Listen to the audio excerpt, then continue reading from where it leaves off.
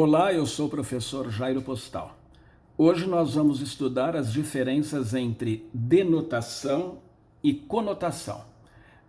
Nós estudamos em aulas anteriores o chamado signo linguístico. Em primeiro lugar, só relembrando, o que é signo? Signo é todo elemento portador de significação. Então, quando nós estamos no trânsito e vemos o semáforo com um sinal cromático vermelho, aquele vermelho tem uma significação. É pare. Ora, aquele vermelho é um signo. Ele tem uma significação. Quando nós vemos alguém usando uma aliança no dedo anelar da mão esquerda, na hora entendemos que essa pessoa é casada.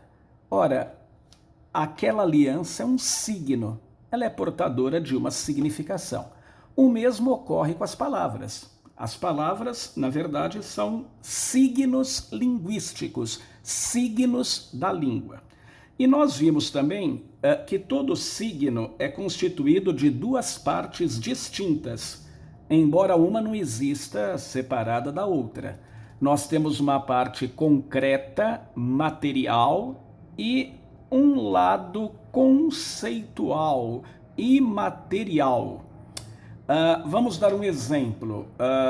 Voltando ao caso do semáforo, a cor vermelha que os nossos olhos veem é o lado concreto, é o significante. A imagem, a interpretação que vem à nossa mente, pare, é o significado.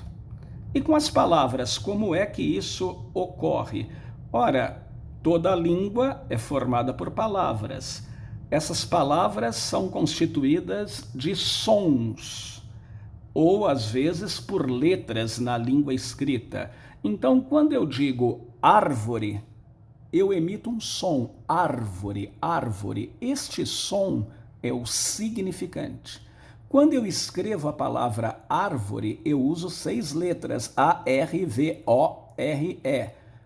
É o significante. Quando nós ouvimos ou lemos árvore, vem à nossa mente uma imagem, o conceito daquilo que entendemos como árvore. É o significado.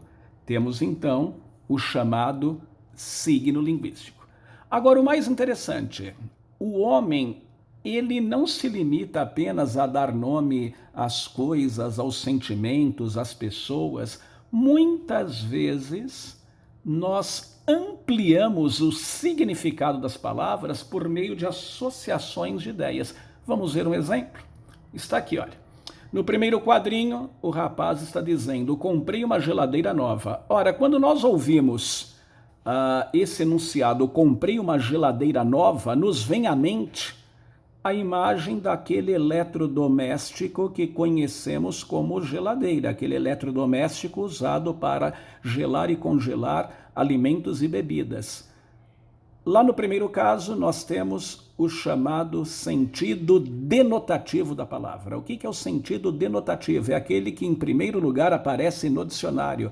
É o sentido próprio da palavra. A palavra geladeira foi criada para designar aquele eletrodoméstico que conhecemos como tal. Agora, vejamos o segundo caso. O rapaz diz: minha namorada está uma geladeira comigo. Ora, à palavra geladeira foram atribuídos aí novos sentidos. Geladeira aqui não está, é óbvio, no sentido literal. Geladeira aqui quer dizer insensível, distante. Muitas vezes nós fazemos isso. Por meio de associações de ideias, nós acrescemos significados paralelos, carregados de impressões, valores afetivos, sejam eles negativos ou positivos. No segundo caso, nós temos o sentido conotativo da palavra. Temos aí uma conotação, é um signo conotativo, que no contexto vai ser entendido. Vamos pegar aqui 2 outros casos. No primeiro enunciado, enunciado A, aquela flor enfeita a mesa da sala, a palavra flor, no primeiro caso, está empregada em seu sentido literal. Se nós formos ao dicionário, o primeiro significado da palavra flor, órgão reprodutor de uma planta. Quando nós ouvimos o primeiro enunciado, nos vem à mente uma imagem.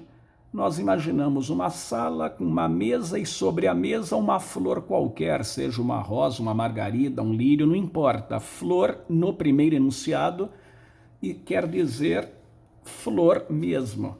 Agora, se eu disser Gabriela é a flor que enfeita a minha vida, é óbvio. A palavra flor aí não pode ser interpretada ao pé da letra. Ninguém vai imaginar uma mulher chamada Gabriela, não é, com pétalas, folhas, não é, sem nexo. Mas todo mundo entende. Se eu disser que uma mulher é uma flor, por que nós entendemos? Porque nós fazemos uma associação de ideias. Deve haver algo entre essa mulher e a flor em comum. Deve haver características comuns entre esses dois elementos. Então, lá no primeiro, no enunciado A, flor está no sentido denotativo. Nós temos aí a denotação. No segundo, sentido conotativo, conotação. Vejam que curioso, né? Quando uma palavra está no sentido conotativo, está havendo alguma associação de ideias. Muitas vezes de forma intuitiva, de forma velada. Então vamos dar uma olhada. Eu tenho aqui dois círculos, eles estão entrelaçados. Nós vamos chamar o da esquerda de A, o da direita de B. Quando eu digo Gabriela é uma flor, no conjunto A eu vou colocar quem ou o que está sendo comparado, aqui no caso Gabriela. No conjunto B, eu vou colocar flor, que é o elemento a que ela está sendo comparada. Observem que aqui nós temos um ponto de intersecção, né? Só lembrando a matemática, o que é a intersecção? Quais são os pontos de intersecção?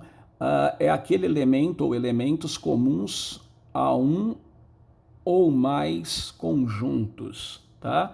Então, se nós observarmos esse esquema, vocês vão ver que aquela parte achurada, destacada, riscada, ela é comum tanto ao conjunto A como ao conjunto B.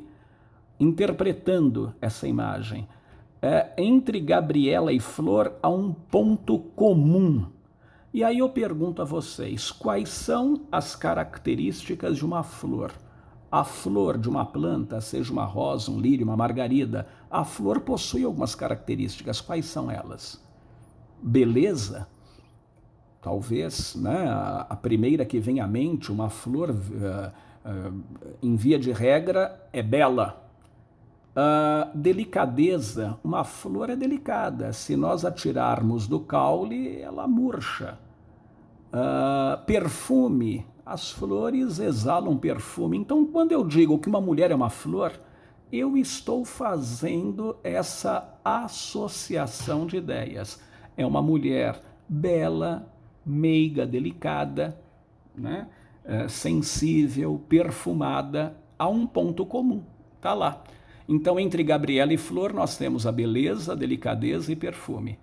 Aí nós temos a conotação. São outros sentidos atribuídos àquele significante. Vamos pegar agora esse enunciado. Hércules, filho de Zeus, lutou contra um monstro de 9 cabeças. Foi destacada aí a palavra monstro. Monstro, nesse contexto, está no sentido denotativo ou conotativo? Ora, se nós formos ao dicionário, o que é um monstro? É um ser mitológico que possui algumas características. Via de regra deformado, caracterizado pela sua feiura, assimetria, mas ele também possui algumas características psíquicas, crueldade, maldade, é um ser destruidor. Neste enunciado, a palavra monstro está empregada no seu sentido literal, é monstro mesmo, é aquele ser mitológico. Quando nós lemos um livro de mitologia, aqui no caso os 12 Trabalhos de Hércules, ora, quando eu ouço que ele lutou contra um monstro de 9 cabeças, vem à minha mente a imagem de uma fera, né? Um monstro literal com 9 cabeças. Vamos dar uma olhada? Ó, tá aí. Essa aí é a Hidra de Lerna, um dos 12 trabalhos de Hércules. Ele tinha que destruir essa fera. Monstro aí é monstro mesmo. Mas se eu disser que Bin Laden foi um monstro, Bin Laden, o ex-chefe da Al-Qaeda, aquele terrorista que executou um plano derrubar as torres gêmeas lá dos Estados Unidos, se eu disser que ele foi um monstro, é óbvio, monstro aí não está no sentido literal, porque monstro é um ser mitológico, não existe. É claro que aí está no sentido conotativo. Agora, se está no sentido conotativo, deve haver algum ponto em comum ou pontos entre Bin Laden e monstro. Se vocês me disserem que um monstro é um ser feio, deformado, cruel, qual caberia aqui? É claro, está aí o Bin Laden. Quando eu digo que ele foi um monstro, eu não estou me referindo às características físicas dele, mas sim psíquicas, né? Tal qual um monstro, ele era cruel, destruidor, tanto é que destruiu as Torres Gêmeas. Então, deve haver aí pontos comuns. Vamos pegar mais um enunciado com a palavra monstro. As abelhas atacaram a criança, ela ficou um monstro. Ora, a palavra monstro aparece de novo. Monstro, mais uma vez, não está no seu sentido literal, é óbvio. Está havendo aqui uma associação de ideias, mas vejam, as associações que essa palavra faz com criança não são as mesmas que do caso anterior. Agora, eu não quero dizer que a criança ficou cruel, destruidora, estou me referindo às características físicas do monstro, tal qual ele é construído na mitologia. O monstro é deformado, é feio, tá? Então, quando eu digo que a criança ficou um monstro, seria isso, né? Então, ela ficou deformada pelas picadas da abelha, ela possui alguma alergia. Tá aí. Então, vamos ver isso nos esquemas, como fica? Quando eu digo Hércules, filho de Zeus, lutou contra um monstro de 9 cabeças, nós temos aí a denotação. No primeiro caso, monstro é monstro mesmo, é um ser mitológico. Quando eu digo que Bin Laden foi um monstro, conotação, monstro aí não se refere ao ser da mitologia, está havendo uma associação de ideias, associamos as características psíquicas do monstro, cruel, destruidor. Quando eu digo as abelhas atacaram a criança, ela ficou um monstro, de novo, não está no sentido literal, está se fazendo aí uma relação de características, porém físicas. Então os esquemas ficarão diferentes. Como é que eu faço esse esquema de intersecção semântica? Por que se chama esquema de intersecção semântica? Nós temos uma intersecção, pontos comuns, intersecção quer dizer isso. Quais são os pontos comuns entre A e B, entre Bin Laden e monstro? Semântica de sentido, de significado. Então, no esquema A, nós colocamos Bin Laden, no esquema B, nós colocamos monstro. O que há em comum entre eles? Crueldade, destruição. Agora, se no lugar de Bin Laden eu colocar criança, é óbvio, vai mudar, tá? A associação, aquelas características mudarão. Se eu colocar criança e monstro, o que há de comum entre eles? A deformidade, a feiura. Ok? Agora vejam que curioso, tomem cuidado. Quando nós empregamos expressões comparativas, ou mesmo palavras, exemplo, como, tá? Ele é como um monstro, ou igual a, semelhante a, ele é igual a um monstro, semelhante a um monstro, parecido com um monstro, tal qual um monstro. Quando nós usamos essas expressões comparativas, quebra-se a conotação, pois a palavra volta para seu sentido original. Se eu disser que Bin Laden é cruel como um monstro, eu não estou dizendo que ele é um monstro. Eu estou dizendo que ele é cruel, como um monstro é.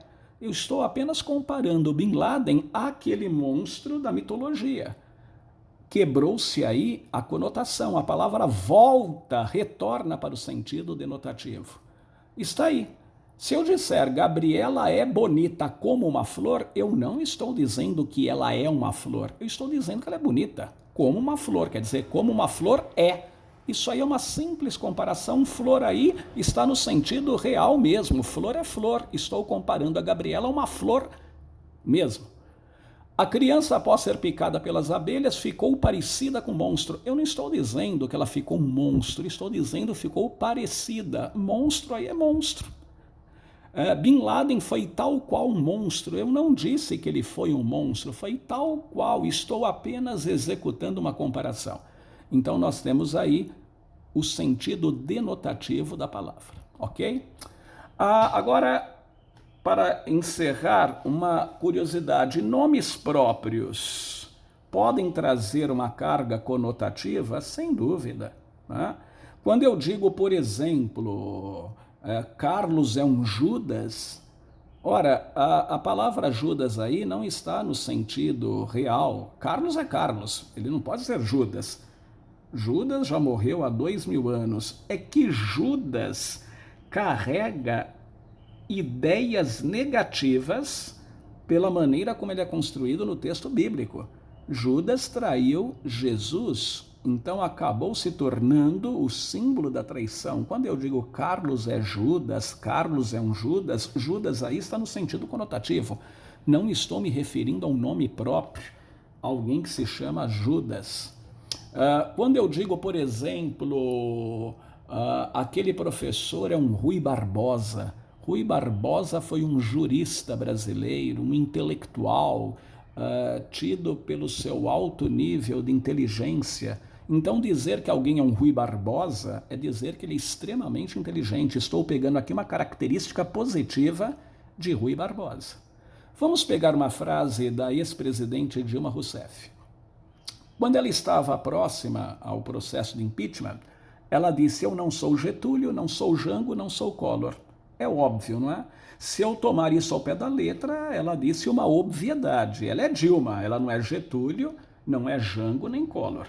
Agora, para eu poder interpretar isso, eu tenho que saber, né, quem foi Getúlio, quem foi Jango, quem foi Collor. Senão eu não interpreto. Eu não sei quais são os valores associativos que cada um deles carrega. Bom, aí deve-se ter um conhecimento de história, não é? Getúlio Vargas, ex-presidente do Brasil, suicidou-se em 24 de agosto de 1954.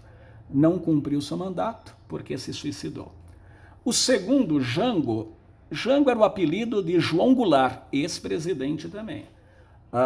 Ele governou o Brasil até 31 de março de 1964 e foi deposto pela ditadura militar. E o Collor, mais recente, né? Em 1992, em dezembro de 92, ele sofreu o processo de impeachment.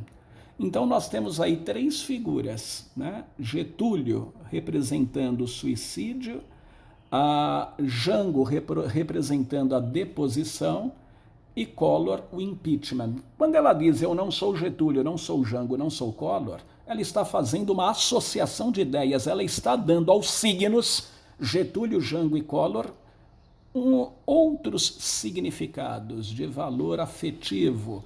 Aqui no caso dos três, valor negativo. Ela está dizendo eu não vou me matar, não vou me suicidar, não vou ser deposta e não vou sofrer impeachment. Tá? Era isso que ela queria dizer, o recado que ela queria passar. Nós vamos fazer agora alguns exercícios que estão na apostila.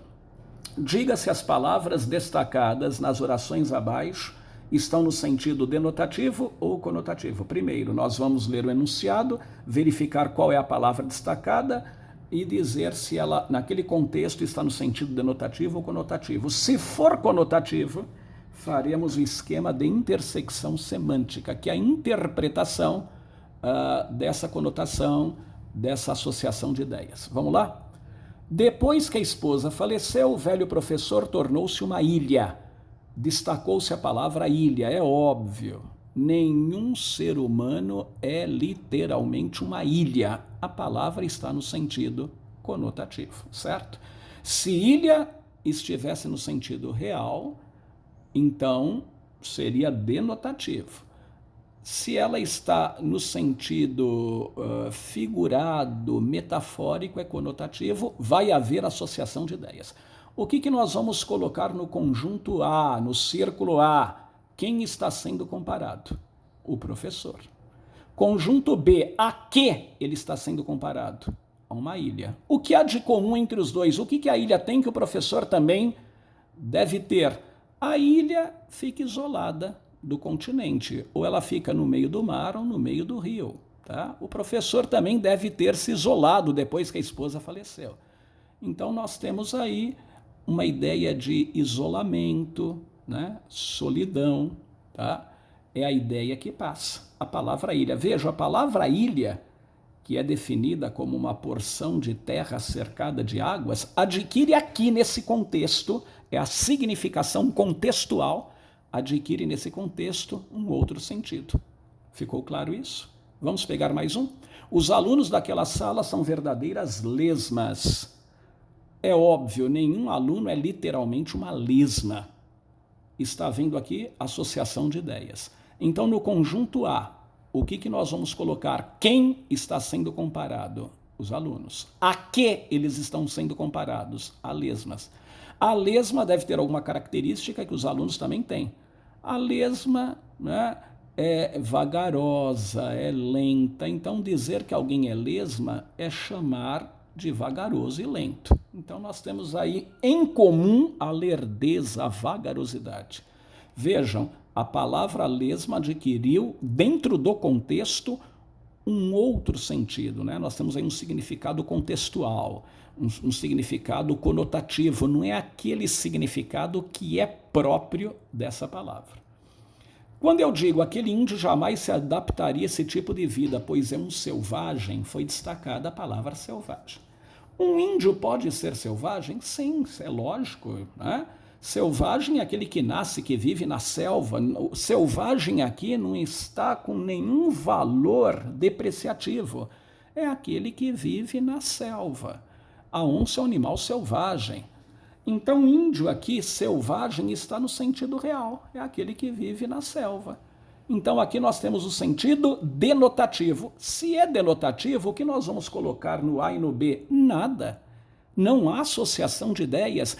Esse círculo, esse esquema de intersecção é para representar apenas o sentido conotativo da palavra. É denotativo, acabou, não se coloca nada, não se preenche esse esquema. Se eu disser aquela criança é um anjo, é óbvio, né? O anjo é um ser espiritual, o anjo é mensageiro de Deus. Quando eu digo que uma criança é anjo, eu não estou dizendo que ela é literalmente um anjo. Deve haver aí alguma associação de ideias. Conjunto A, quem está sendo comparada? A criança. A que ela está sendo comparada? Anjo. O anjo deve ter algumas características que a criança também tem. O anjo é um ser bom, puro, inocente. A criança também, boa, pura, inocente. O que eles têm em comum? A pureza, a bondade, a inocência. Veja, a palavra anjo, que quer dizer literalmente mensageiro de Deus, é uma palavra de origem grega, ela tem aqui o seu significado alterado por meio de associações de ideias. É o valor conotativo da palavra. Se eu disser aquele atleta tem asas nos pés, é óbvio, nenhum atleta tem literalmente asas nos pés. Eu estou fazendo associação. Mas eu estou associando o que a quê? Eu não estou associando o atleta a asas, eu estou associando os pés do atleta a asas. Então, conjunto A. O que está sendo comparado? Os pés do atleta. A que? A asas.